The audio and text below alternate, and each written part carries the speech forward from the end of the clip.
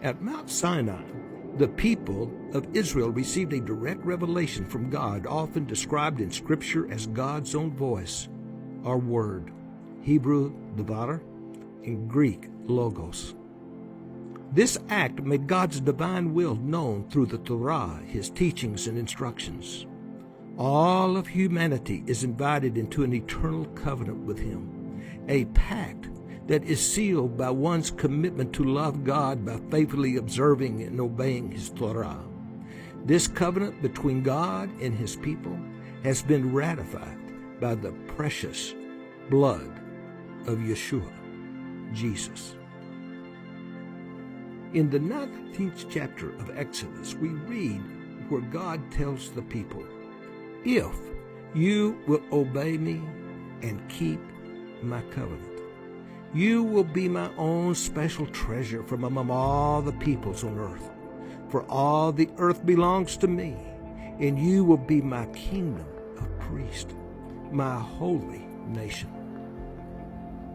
In the 119th Psalm, verse 142, David lifts his head toward heaven and he confesses to God that your law, the Torah, the instruction, the teaching is truth. Then, in verse 160, he proclaims, "From the beginning, your word, the Torah, the instruction, the teaching is truth, and all your righteous laws are eternal."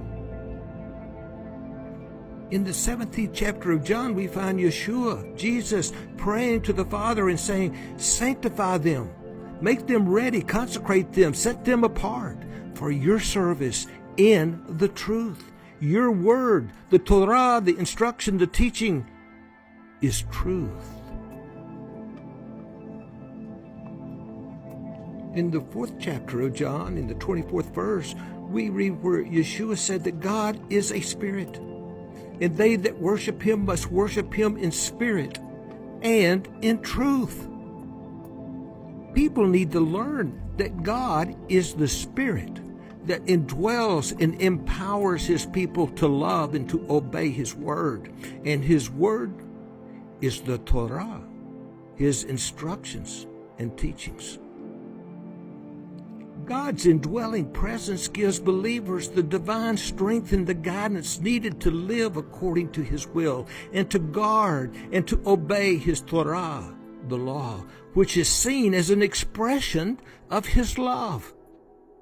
This empowers believers to overcome sinful tendencies and to live in a relationship of love and faithfulness to God.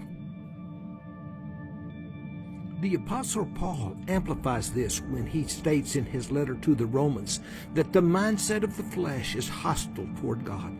It does not submit itself to the Torah, his instructions, the teachings, the law of God, for it cannot.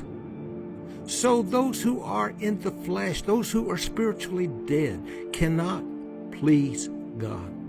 However, he states that you are not in the flesh, spiritually dead, but in the Spirit, if indeed the Spirit of God dwells in you.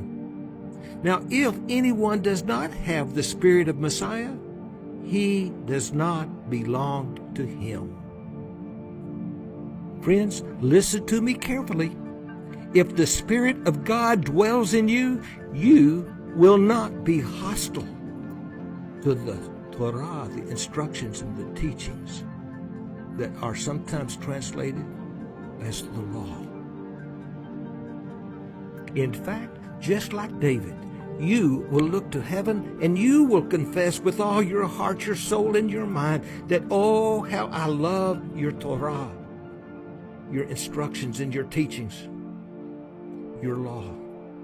It is my meditation all the day.